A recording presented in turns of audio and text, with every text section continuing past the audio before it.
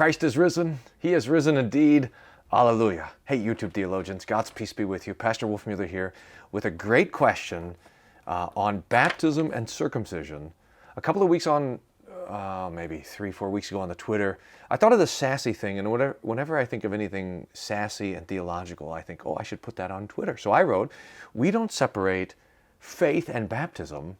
We also don't separate faith and babies, which is, again, kind of sassy. But then Margaret asks a wonderful and beautiful and thoughtful question. She says, do Lutherans consider baptism as a replacement for circumcision? And that's a wonderful question, and it deserves some thought and an answer, because it's a great thing. But it'll take a little bit of time to unfold it, because that question embraces really your understanding of the Old Testament and what the Lord was doing with the Old Testament sacraments, as well as the New Testament and the New Testament sacraments, and what's the same and what's the difference. Now, let's ground it all in the theology of the sacraments, which is the theology of the Word of God. And that is that the Word of God is delivering to His people the gifts that Jesus wins on the cross, so that we understand the Old Testament as the Lord setting up, instituting a way to deliver the gifts that He won on the cross, the things that He accomplished on the cross. He's going to deliver them to the people of the Old Testament. And then in the New Testament, the same thing. The gifts that He wins on the cross, He's going to deliver to those, to the people, to us, the church of the New Testament. He's going to bring them forward. So it all centers on the cross. And when we look at the Old Covenant or the Old Testament, we see there's really two major things, institutions that the Lord has put there, and then surrounding institutions. But the first one is circumcision, and the second one is the sacrifices. And both of them go all the way back to the garden. I mean, circumcision was given to Abraham, so a little bit later, and then in Mount Sinai, but it points back to the promise that the Lord made in the garden. And we don't want to miss this, that circumcision is not some sort of random thing that the Lord thought, hey, this is the way I should separate my people from the rest of the unbelieving world. It goes back to the promise of Genesis 3:15, where the Lord finds Adam and Eve dressed in their fig leaves, hiding in the bushes with the devil, and He says, I will put enmity between you, devil, and between the woman, and between your seed and her seed, her seed. He will crush your head, and you will crush his heel. So that seed promise, which the Lord repeats to Abraham and Isaac and Jacob and Judah and David, that seed promise is what's being brought forward by the gift of circumcision. So that that sign of circumcision is pointing back to the promise of God being born a man to have his heel crushed in the act of crushing the devil's head. It's beautiful.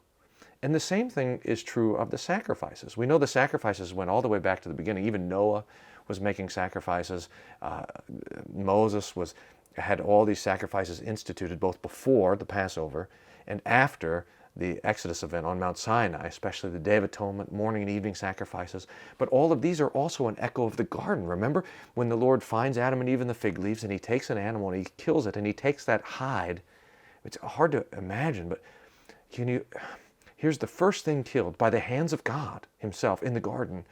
And He takes that bloody, warm hide of the dead animal and He wraps it around Adam, and He wraps it around Eve to cover their nakedness. And they think, is this what it's going to take to cover our sin and our shame? And the Lord says, no, this is just a preaching of the cross. That's what it'll take to cover your sin and your shame. So circumcision and the sacrifices are all pointing forward to the sacrifice of Jesus. Every time a family in the Old Testament would bring a lamb to the altar, and here the lamb didn't sin, I sinned, and I take this perfect lamb and I offer it on the altar, and the Lord accepts the death of the innocent one in my place. This is preaching the cross. But Jesus fulfills all of these things, which is why there's so much talk, especially in the New Testament, of circumcision not being required anymore. Paul, in fact, talks about circumcision in harsh terms. If you cease to be made righteous by circumcision, you're confusing law and gospel. You're trying to be made righteous by your own works rather than by the gift of God. So Galatians 5 would be the place to look for that. But now that those old covenant signs have finished, now the Lord is going to institute new covenant signs, and for that we have baptism and the Lord's Supper. Baptism is that gift. In fact, remembering like Jeremiah 31, that the New Testament is going to have at its very heart the forgiveness of sins. So when we look to the New Testament books, we say, where's the forgiveness of sins? We see baptism, arise and have your sins washed away. Be baptized in the name of Jesus for the forgiveness of your sins. All these passages where baptism is connected to forgiveness. And then with the Lord's Supper as well. This is the cup of the New Testament poured out for you for the forgiveness of sins. So baptism and the Lord's Supper are the Lord's New Testament signs, the sacraments that point back to what Jesus has done on the cross and deliver that victory to us now. So in baptism and in the supper and in the preaching of the Word, it's always centered on the Word, in all of those things, the victory of the cross is brought to us. In baptism, we're given new life, we're born again. In the Lord's Supper, our sins are forgiven, our faith is strengthened, and so forth. Now, is there a parallel between circumcision and baptism and between the sacrifices and the sacrament of the altar? I do think so. In fact, I think the Bible says that there's a parallel between the two. But I don't think that we should say that one replaces the other. They had different purposes, different contexts, different reasons. I remember the old covenant was looking forward and the new covenant is flowing out. In fact, the new covenant especially is bound to the incarnation of Jesus. So that's why he gives us his body and his blood. But there's a passage that Paul writes in Colossians chapter 2, I'm going to read it to you, where he's going to connect the discussion about baptism and circumcision. It's Colossians chapter 2, verses 11 to 14. Beautiful text. And it says this.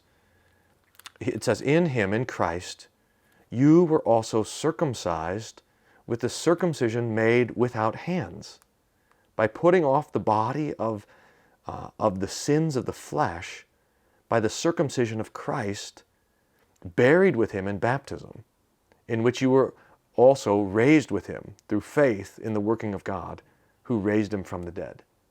Now Paul is playing with this parallel between circumcision and baptism, but he's also contrasting them. The baptism that we have is the circumcision not of the flesh.